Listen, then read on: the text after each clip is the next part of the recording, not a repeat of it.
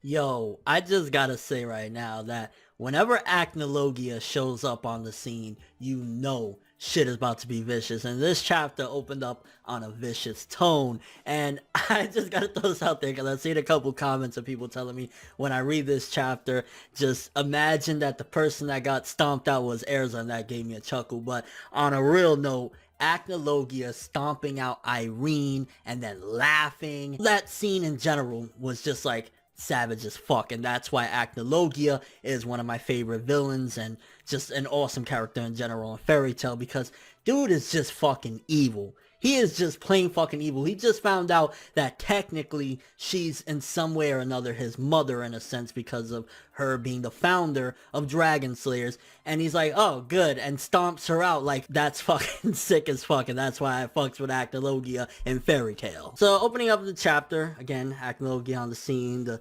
feel right now is ominous. Everybody's shaking in their fucking boots like, holy shit, this motherfucker is here. And I think they're not even really aware because this is the first time majority of the cast has seen Acnologia in that form, if I'm not mistaken. I think there's probably a few people that might have seen him like that, but majority haven't. So when he shows up, they're already like, whoa, what the fuck? And it kind of got me a little bit curious, the fact that he wasn't really aware who created the Dragon Slayer magic. So whenever we do get the full-on backstory of exactly what happened with Acnologia and how he reached that point of bathing in the dragon blood and all that stuff and became a Dragon Slayer, or, well, I guess became a dragon in general, because it's a little bit different of what happened with him compared to other people, I'm imagining. But nevertheless, we need to see that scene, because when he just found out right there, oh, so she's technically my mother, and just stomped her out and says she's also my sin. Now, did he mean she's my sin in a sense, the fact that he was about to stomp her out like, I committed another sin? Or did he mean the fact that she was the one that created everything to begin with regarding his destructive path? Because of her, she kind of like, stumbled upon this crazy thing, and then ultimately it led to what he became, becoming a dragon. So I'm kind of curious exactly what is his mind state regarding that and why he just decided to do that. I mean, it's obvious he's plainly fucking evil, and he definitely is truly the villain of all this, because while Zeref is there, Zeref to me is a tortured soul that has that curse on him that kind of fucks with his mind. I don't think the true Zeref is all that evil. I mean, he does some fucked up things, but I don't truly see Zeref as like just this complete 110% force of evil. I think a part of him is decent.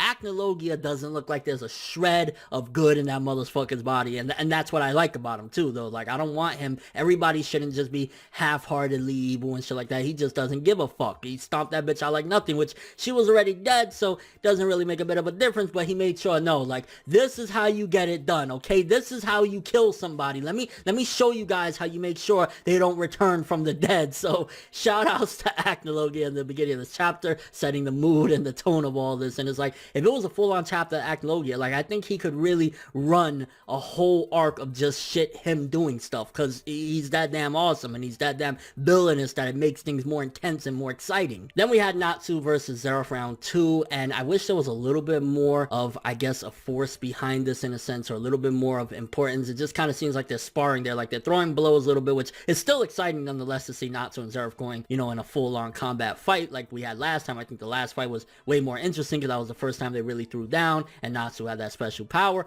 But they're having a little squabble there, and honestly, it seems as though, even what Zeref said, Natsu really can't do shit anymore. Back then, he could have, because he had, of course, Igneal's power and shit, but Natsu's kind of fighting a losing fight at this point, because now he doesn't have that boost anymore. It's kind of like, Naruto without the Kyuubi, or Ichigo without the Hollow, or any of those particular archetypes where they have that, special inner being that gives them the strength. Natsu doesn't have any of that anymore, so he has to completely rely on his own skills and on his own. While, yeah, there's been some ass pulls and plot bullshit or whatever, ultimately he shouldn't be on no Zeref level. Zeref is the mythical crazy mage. He's the fucking Voldemort of Fairy Tail. So yeah, I'm glad at the very least in this little squabble he really can't do shit to him, and Zeref acknowledges that. Now let's talk a little bit about Zeref's character, because up until this point I've just looked at it as he's looking for somebody that can kill him. He's immortal, he hates it, he lost his love, he hates all humans, and he almost talked majority of the time about wiping out humanity and him just being this possessed, crazed piece of shit. But then there's also a contradiction to that. In this one, I mean, August is saying it, and I don't know if he's just putting it up for show, or maybe there's a part of him, the good part of him, that wants to do this, but he's talking about saving the future of humanity. And I guess technically a part of his goal is that, in a sense, because he has to get rid of Acnologia, but that's contradictory to everything we've seen up until this point, where he's talking about not giving a fuck and killing anything in his path and just being a crazed suicidal nut job. So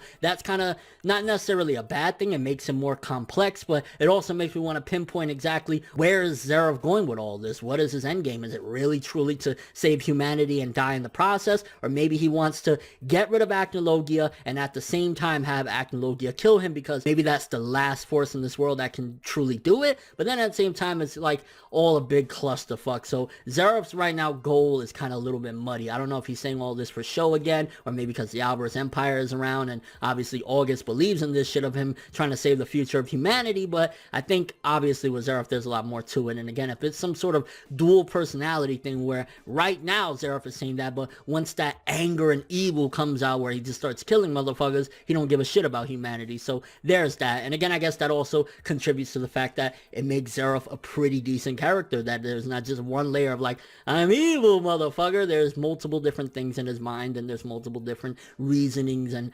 rationalities in his head. Now, something else that caught my eye, which kind of makes me question this one, and this one isn't more so on the, mystique of, Zeref, is August. In this chapter, August says he's never truly felt the relationship between a father and a daughter. And when he sees, Kana, which, by the way, Kana, you got some big tits. I'll give you that. You a fine fox. But what the fuck you think you're doing going up against one of the strongest in the Alvarez Empire with some fairy glitter? Like, you're kidding me right now, right? She got a little bit gas from the Grand Magic Games when she looked all beast and shit. And she's like, yeah, I got this, like... Stop, Kana, okay? Go drink, go get a big fucking gallon of sake and get fucked up in the corner over there. You have no business trying to go up against August when your father is Gildarts. And Gildarts is a fucking monster, and if Gildarts is struggling, how dare you think you're gonna do anything? And I was just like...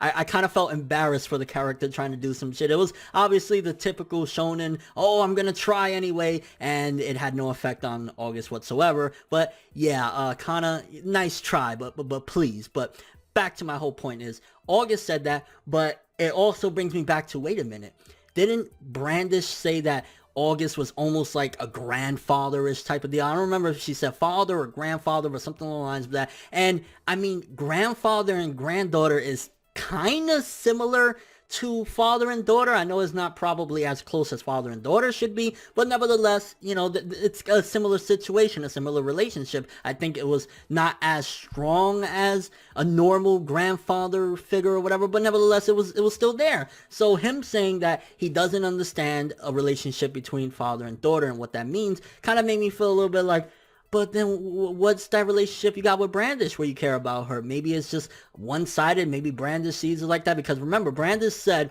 that August might listen to her because of their connection that they have. He kind of has that fatherly, grandfatherly role to her. So that kind of made me question, like, is August just talking out of his ass? But then again, he's talking about killing and shit like that and doing Kana in. So that kind of had me a little bit puzzled regarding August's character and the contradiction there. That's not like the Zeref situation. Zeref situation is because he's complex.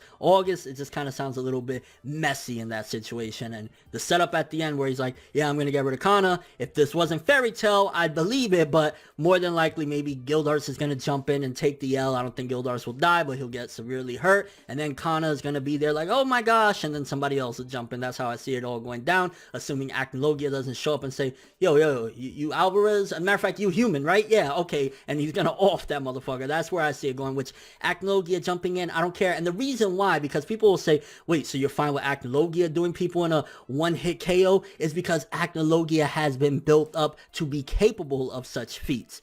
I mean, look what he did to Gildarts. Gildarts fucking ran away with his life barely after losing limbs. So it's fine when a monster like that is capable of doing people dirty, because we've seen him capable of doing it in the past. It's not as if he's some scrub off the street, like some homeless guy named Jim that said, hey man, I got power. Like, no, this dude is the real shit. So if he comes in and bodies any of those people on that battlefield, it's justifiable. It's okay. So Acnologia jumping in, finishing finishing off August before he can kill Kana, or before he could kill Kana and Gildarts, that's totally fine. And with all that being said, honestly, a very nice setup chapter. Very, very good chapter. I want to say 8 out of 10. We had a couple different things. I mean, for starters, opening shit up with Acnologia putting in work, doing more than what that entire fight between Erza and fucking Irene was to begin with, like just stomping out her dead body and laughing. That's how you start shit. That's some fucking true traits of a dope-ass, sick-ass villain. So good shit to open up. Natsu versus Zeref, honestly, it doesn't have as much flame, and no pun intended,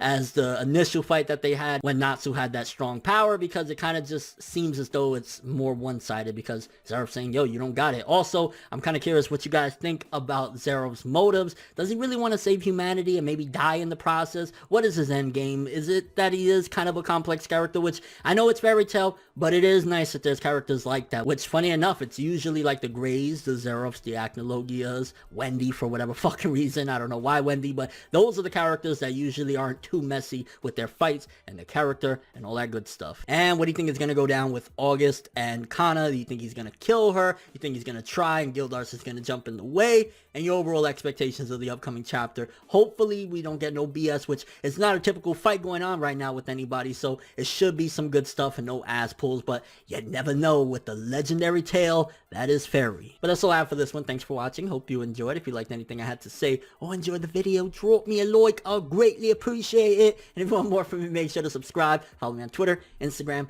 and stalk my Facebook to get more when the video ends. I'm ForneverWorld, and as always, people, have an awesome day.